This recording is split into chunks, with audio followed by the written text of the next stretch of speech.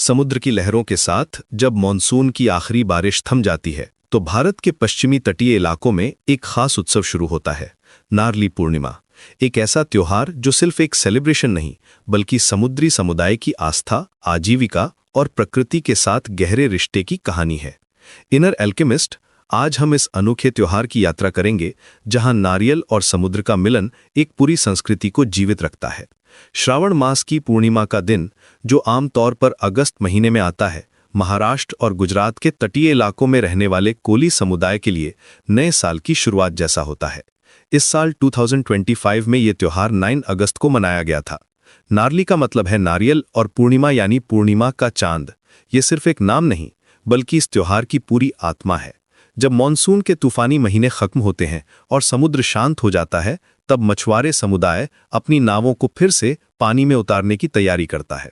ये वो समय होता है जब वे समुद्र देव वरुण से प्रार्थना करते हैं कि आने वाला मछली पकड़ने का सीजन सुरक्षित और समृद्ध हो। त्योहार की तैयारी कई दिन पहले से शुरू हो जाती है। मछुआरे अपनी पुरानी नावों को रंग बिरंगे रंगों से सजाते हैं, टूटे हुए जाल की मरम्मत करते हैं और कुछ तो नई नावें भी खरीदते हैं। घरों में महिलाएं पूर्ण कलश तैयार करती हैं, जो नई शुरुआत का प्रतीक होता है।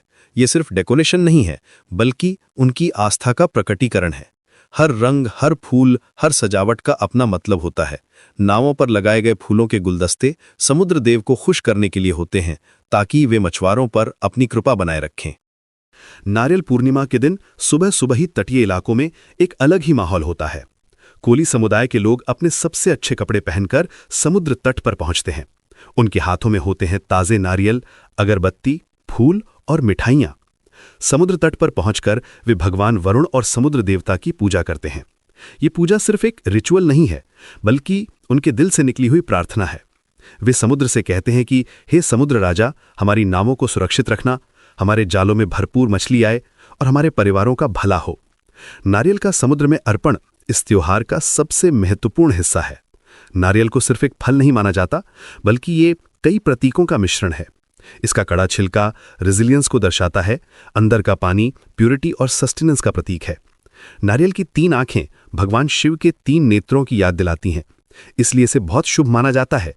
जब मछुआरे इन नारियलों को समुद्र में फेंकते हैं तो वे सिर्फ एक ऑफरिंग नहीं कर रहे होते बल्कि अपनी पूरी आशाओं और सपनों को समुद्र के हवाले कर रहे होते हैं। त्योहार का सबसे जीवंत हिस्सा होता है ट्रेडिशनल परफॉर्मेंसेस और community celebrations. Koli folk songs की आवाजें समुद्र तट पर गूंजती हैं, जो उनके समुद्र के साथ के बॉन्ड को सेलिब्रेट करती हैं। नखवा या बोकमैन्स डांस इस त्योहार की सिग्नेचर परफॉर्मेंस है। ये डांस समुद्री जीवन की नकल करता है, कभी रोइंग की मूवमेंट्स, कभी वेव्स की तरह झूमना। ये सिर्फ एंटरटेनमेंट नहीं है बल्कि उनकी मैरिटाइम हेरिटेज का जीवंत प्रदर्शन है।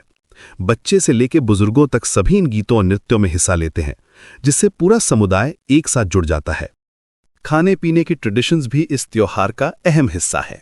नारली भात, जो नारियल और गुड़ से बना एक फेस्टिव राइस डिश है, हर घर में बनता है। इसमें सैफरन, कार्डमम और ड्राई फ्रूट्स का इस्तेमाल होता है, जो इसे और भी स्वादिष्ट बनाता है।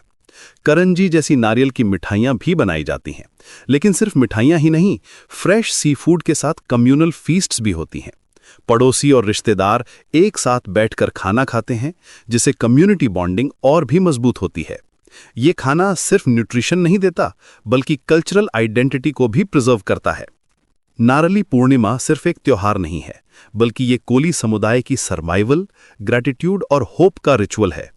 आज के समय में जब अर्बनाइजेशन और डिक्लाइनिंग फिश स्टॉक्स जैसी चैलेंजेस हैं, ये त्योहार उनके रेजिलियंस का प्रमाण है। समुद्र के साथ उनका रिश्ता सिर्फ आर्थिक नहीं है बल्कि स्पिरिचुअल और इमोशनल भी है। वे समुद्र को सिर्फ अपनी आजीविका का साधन नहीं मानते बल्कि एक देवता की तरह पूजते हैं। ये रिस्पेक्ट फॉर एनवायरनमेंट का एक बेहतरीन उदाहरण है। ये त्योहार हमें सिखाता है कि प्रकृति के साथ हार्मनी में रहना कितना जरूरी है। कोली समुदाय ने सेंचुरीज से समुद्र के रिदम्स को समझा है और उसके अनुसार अपनी जिंदगी को ढाला है। मॉनसून के दौरान वे समुद्र में नहीं जाते क्योंकि वे जानते हैं कि यह समय डेंजरस है, लेकिन जैसे ही मॉनसून खत्म होता है वे फिर से अपनी यात्रा शुरू करते हैं। यह सस्टेनेबल लिविंग का एक परफेक्ट एग्जाम्पल है। नारली पूर्णिमा आज भी उतनी ही वाइब्रेंट और इंटीग्रल ट्रेडिशन है जितनी पहले थी। ये स्पिरिचुअल रेवरेंस, कम्युनिटी बॉन्डिंग और एनवायरमेंटल रिस्पेक्ट का यूनिक ब्लेंड है। इस त्योहार की एनर्जी कोली समुदाय की डीप रूटेड मैरीटाइम हेरिटेज और प्रॉस्पेरस फिशिंग के लिए उनकी होप को रिफ्लेक्ट करती है। ये प्रेयर्स, रिचुअल्स, आर्टिस्ट्री और कम्युनिटी स्पिरिट का जीवंत मिश्रण है, ट्रेडिशन में रूटेड लेकिन कंटेम्पररी कोस्टल लाइफ की पल्स के साथ अलाइव। जब हम नारली पूर्णिमा की कहानी सुनते हैं तो हमें एहसास होता है कि ये सिर्फ एक लोकल फेस्टिवल नहीं है, बल्कि ह्यूमैनिटी के उन यूनिवर्सल वैल्यूज का सेलिब्रेशन है जो हमें प्रकृति के साथ जोड़ती हैं।